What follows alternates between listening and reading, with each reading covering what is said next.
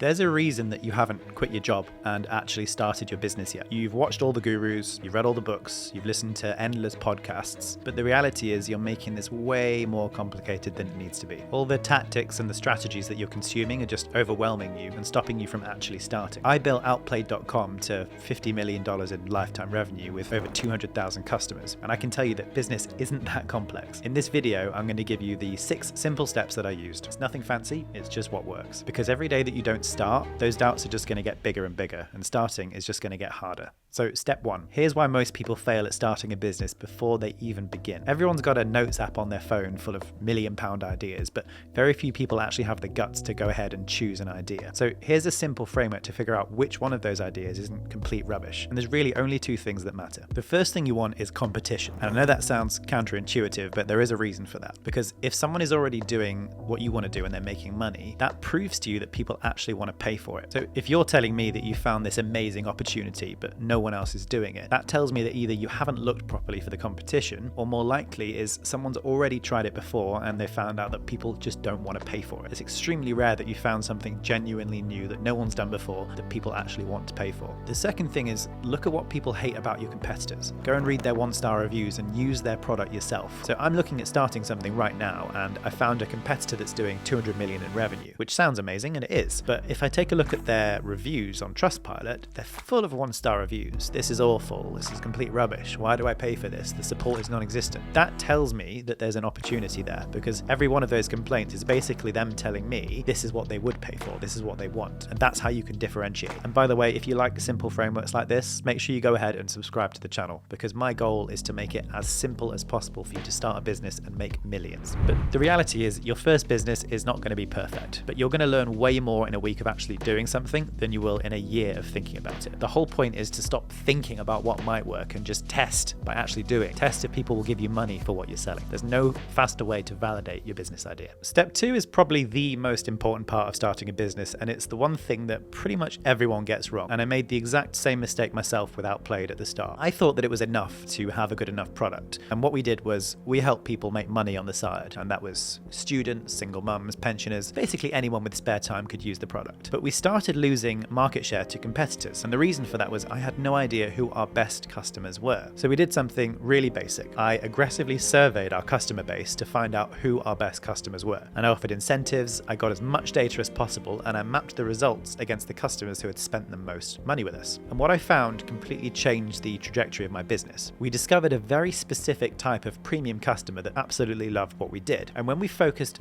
solely on them, suddenly everything worked. All of our marketing messaging actually made sense because we were able to tailor exactly who we were talking to and tailor our words to match their pain points. So step 2 is figure out who is your ideal customer. Just ask yourself who they are, what keeps them up at night. How does your product fix their problem? Because your product isn't enough. You need to be obsessed with the customer. So if you think about the difference between a Casio watch and a Patek Philippe, they both tell the time, but one is $20 and the other one is the price of a house. The difference isn't the product, it's knowing exactly who you're selling to. So don't try and sell to everyone. Just pick 1 or 2 types of customers and really understand them. And when you get this right, building a business becomes incredibly simple. Now, step 3 is usually where people get stuck. It's interesting because this is where you see who is serious about starting a business and who just likes the idea of it. The reason most people fail at step 3 is they just think too far ahead. They get caught up in these grand visions about building an app or flashy marketing campaigns or calculating how many sales they need to hit 1 million. None of that matters until you have an MVP, your minimum viable product, and everything else is just a distraction. So if you want to build the best premium gym in the world, just start by getting 10 people to show up to a rented space with some dumbbells and a workout plan. That is your MVP. The reality is that your business plan is probably wrong. You don't really know what's going to happen, but your customers are going to tell you what they actually want. But in order for them to do that, you first need something for them to try. So start small. If you want to start a clothing brand, then start on Vinted or Depop. If you're building software, then start it with a single basic feature that solves a problem. If you want to sell an online course, then start by coaching one person. Getting started is the hard part, but the moment you put something out there, you get real data, real feedback, and that is worth more than 6 months of planning. So get out a pen now and do this. Take your product idea and work out the simplest version that you could possibly build and make it so basic that you're almost a little bit embarrassed to put it out there, and then build that. And if you move quickly, then you can have an MVP ready in a few months or maybe even a few weeks. So having a product isn't a business. You still need customers. And that brings us to step 4, where we're going to look at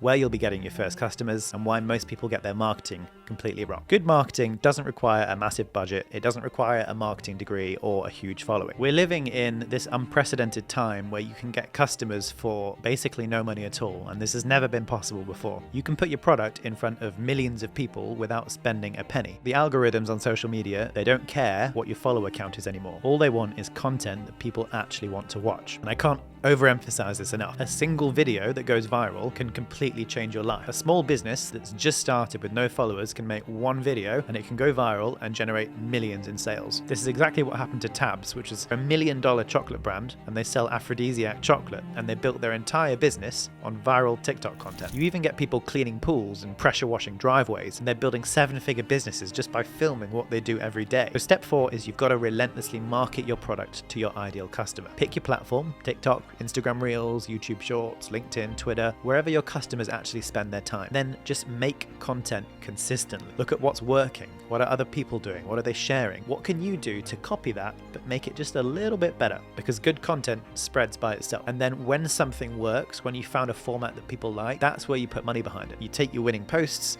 boost them with paid ads, and scale it up. And you can also get your customers to do the work for you. Build referral programs so that customers are incentivized to share it to their friends. Use affiliate schemes, because when people like your product and you give them a reason to share it, that is when things get really, really interesting. Marketing isn't complicated. The more you post, the more you learn, the more chances you've got to get it right. And when you've got more customers than you can handle, that's where you're ready for step 5. Because the reality is you cannot build a $50 million business on your own. I've hired dozens and dozens of people as a founder, and I was pretty bad at it for years. But then I had a very simple mindset shift. And what most people do is when they hire someone, they dump a load of work on them and they just hope for the best. But that is not proper delegation. That's just gambling on someone that you don't know. The way I think about it now is that delegation is not about giving up control. It's about buying back your time. So use this process. Write everything down and then make a Google Doc that explains exactly what you want. When I hired my content team, I wrote a massive 20-page article about the goals, the research process, the tone of voice, the writing style, the structure. I broke everything down step by step. And then I took articles that I had written and I added comments explaining why I wrote them in that way. And then the next step is I recorded myself doing the work. So you can use Loom to do this and just make a video showing exactly what you want and why. And by doing this, by having a clearly defined set of procedures and a video showing exactly how to do it, it makes it so that almost anyone can pick it up and copy and deliver to your expectations. Also, start with contractors before you go for employees, because it's lower risk and it's an easy way to scale up if they're good. Then when you've got your time back, you need to be smart about how you use it. That's when you get to step 6, and I'm going to share with you a very simple framework to figure out exactly what to do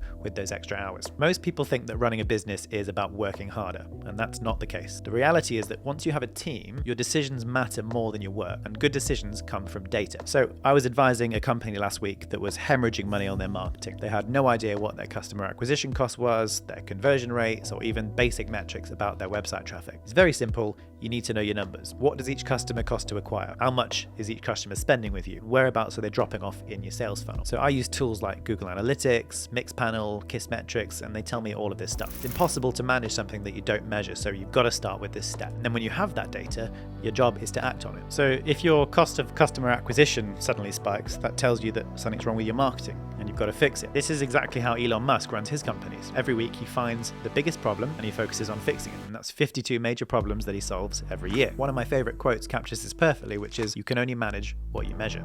Now, if all of this sounds too simple, it's because it is. The truth is that building a business is not as complicated as everyone wants you to believe. My entire channel is about making this stuff as straightforward as possible. So please make sure you subscribe, and I'll see you in the next one.